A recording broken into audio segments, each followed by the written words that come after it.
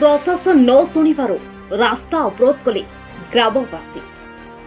मालोडा पंचायत और पाटमुंडा पंचायत लोके Koida block medical school college ए रास्ता दे जिबाकु हुई, किंतु खणी खोलिबा दिन ठाउ से रास्ता रे देई कंचामाल परिवहन करि आसुछंती खणी कर्तृपक्ष। से रास्ता प्रति दिनटिए मध्य दृष्टि देले नाही। रास्ताटी एते कदर्य जे गोटे स्कूल बस किंबा आंबुलांस गाँव को जाई पारु नाही। मिठिडा पसरड़ा किरियाकुदर कदलिया गणुआ मंडचला जलीपदा देघर पानपासिया सर्कीगढ़ इंदपुर आदि ग्रामर लोके रास्ता पाई स्थानीय प्रशासन ठारू जिला प्रशासन पर्यंत दीर्घ वर्षरू अभियोग करि आसुथिले सुद्धा कौनसी पदक्षेप नियागला नाही। बाध्य होई ग्रामर लोके रास्ता उपरे रास्ता अवरोध करिथिबार देखिबाकु मिलिछि। पूर्व सरकार परी वर्तमान सरकार मध्य अणदेखा करुछंती। केन्दुझर जिलार पड़ोशी जिला सुंदरगढ़ एही दुईटी जिलारो राजकोष को कोटी कोटी टंका राजस्व जाउथबा बळी एठिका लोके रास्ताटी पई सरकार पाखरे काकुति विनती देउथिले मध्य कौनसी पदक्षेप देउनाहंती। ए रास्तारे गत वर्ष अवरोध करिथिलु उप जिलापाल प्रतिश्रुति देइथिले, किंतु कौनसी कार्यानुष्ठान नियागला नाही। एणु बाध्य आज आम प्रत्येक ग्राम रास्ता अवरोध करिछु।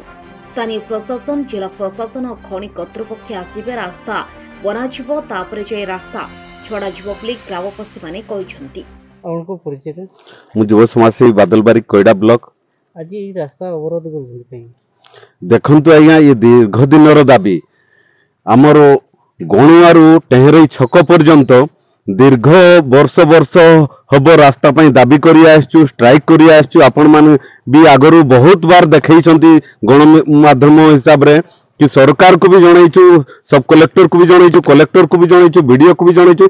सब कलेक्टर सार निजे आसिकरी रास्ता देखिकरी जाइछंती, ता हेले सुद्धा आज पर्यंत होई पारला नै। जहा फल रे ए गणुआरू मिनिमम 3टा पंचायत लोक कोईडा हेडक्वार्टर को जीवा आसवा बहुत असुविधार सम्मुखीन होउचंदी।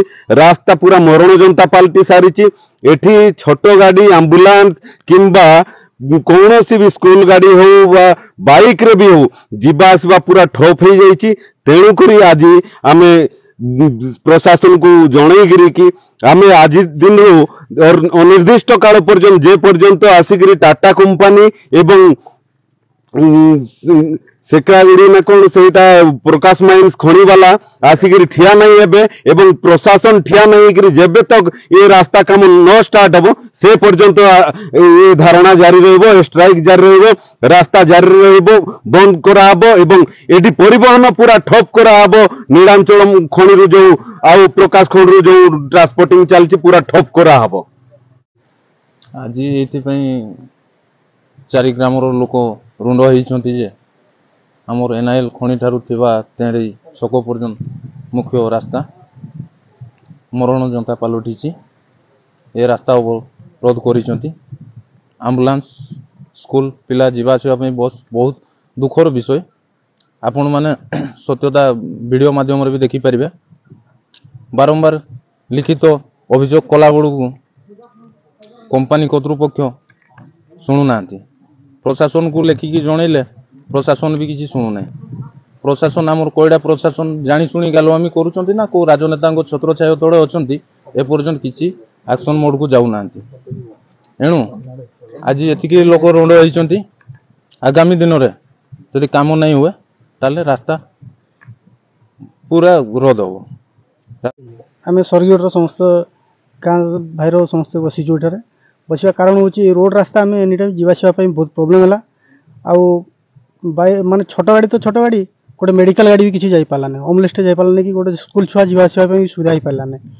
यही हिसाब से आम धारणा दे बसु माइंस वाला भी किसी शुणिले नहीं कि क्यों प्रशासन रे आम कहला प्रशासन वाला भी शुणी पारना कि किसी कही पारना कि कलेक्टर सब कलेक्टर भी आम चिठी करके हार्ड कॉपी रखीचु, किंतु एबे पर्यंत आमको कई प्रशासन शुणु ना।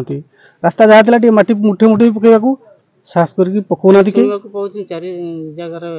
हाँ आज 4 जगह रही सरगढ़ ठारे तेरे छक भी होता पुणी गणुआर भी या मणजुड़ार भी सब जगह छक को छक स्ट्राइक कर बसी।